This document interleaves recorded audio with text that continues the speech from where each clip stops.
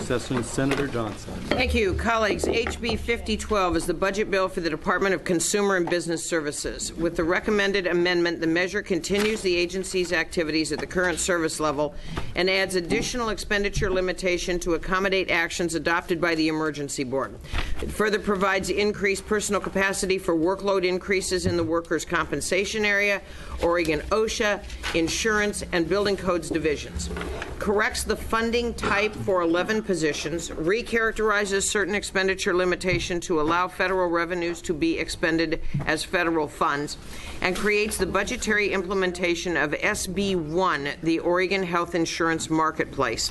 The subcommittee also approved a budget note to be included with the agency's budget requiring DCBS to complete a plan and report on the publicity and publication campaigns for the health insurance marketplace, and to submit that plan and report to the Joint Committee on Ways and Means prior to the beginning of the 2016 legislative session.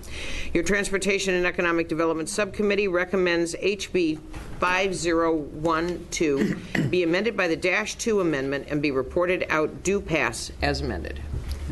Discussion of the motion before the committee. Yes, Senator Whitson. Thank you, Mr. Co-Chair. There are so many things about this bill that I'm unable to reconcile. I will be a no until I get somebody to clarify it to me.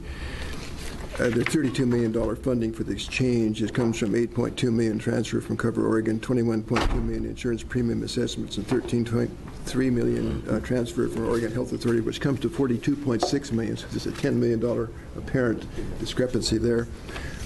The expected roll-up charges for the next biennium aren't mentioned. We don't know whether the federal government is going to continue to support this exchange or not, and what that will cost if that is not the case. DCBS appears to be raising $120 million from retaliatory taxes on insurance companies, another $22.8 million from the finance and corporate securities, and going all to $144 million to go. I can go on, but I mean, there's so many things about this budget I don't understand, and why DCBS is doing these things that I'll be a no. Any additional discussion? Representative Huffman. Thank you, Mr. Chair. I just fear we're heading down a parallel path that we previously traveled. I've got concerns, and so I'm going to have to be a no vote. Any additional discussion?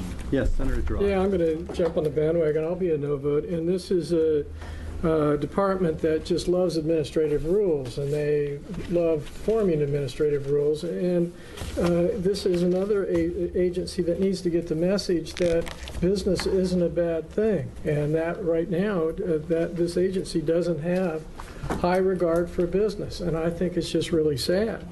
And so I will be a no vote. No. Any additional discussion? Yes, Representative Whitson.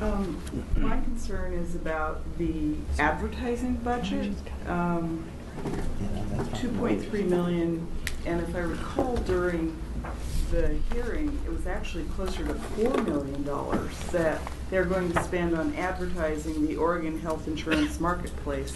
And I know that we have information here to sort of monitor that, but it seems to me like an excessive amount for advertising.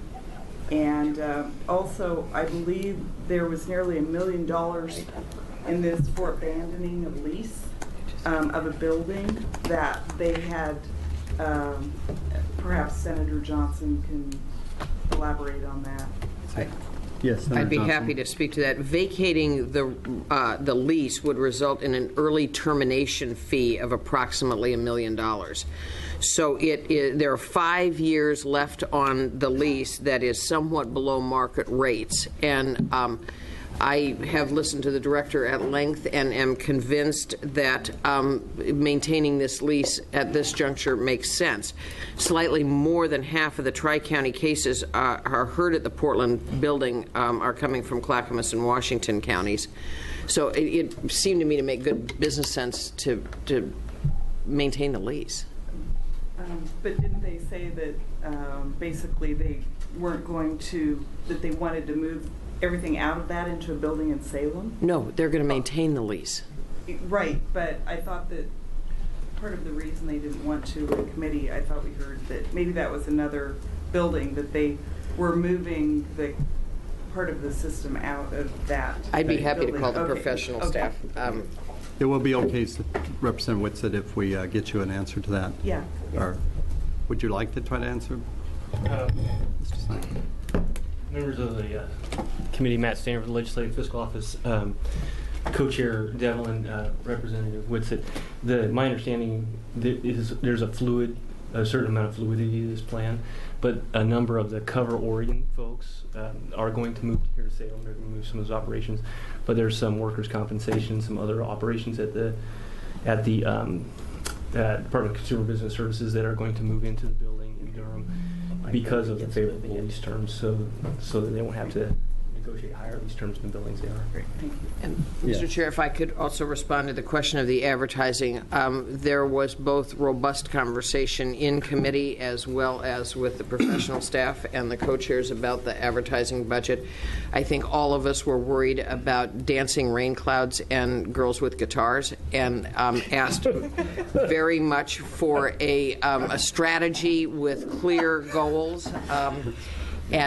So I can promise you that that issue was well worked. Any additional discussion?